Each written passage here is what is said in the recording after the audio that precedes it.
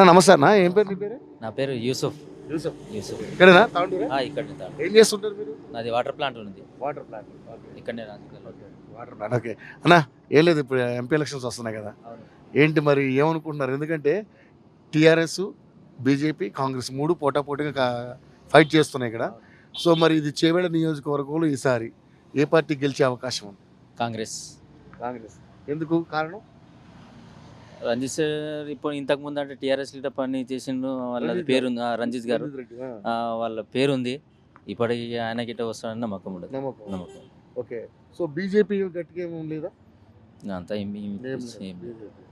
TRS టీఆర్ఎస్ది ఉండే కానీ పనులు చేయనందుకు పక్కన పెట్టేసి. ఓకే. సో కాంగ్రెస్ గెలుస్తుంది నమ్మకం ఉంది. పక్కా 100 to 100. 100. రంజిత్ రెడ్డి సార్ మంచిగా చేస్తారు. చేస్తాడని గిట్ట మాట ఇచ్చిండు. మొన్న ఎలక్షన్ ఇక్కడ జేపీఆర్లా మీటింగ్ అయిండే దాంట్లో వెళ్ళాం. మేము అక్కడనే ఉంటాము. మాట ఇచ్చిండు, చేస్తాడని మా గిట్ట నమ్మకం ఉంది. సో కాంగ్రెస్ పార్టీ మీద నీ అభిప్రాయం ఏంటి?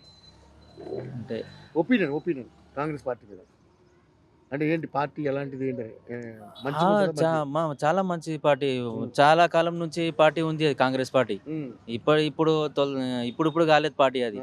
చాలా జమానం నుంచి పార్టీ ఉంది అది. మాకు నమ్మకం ఉన్నది కాంగ్రెస్. 6 గ్యారెంటీలు గిట్ట వస్తాయి.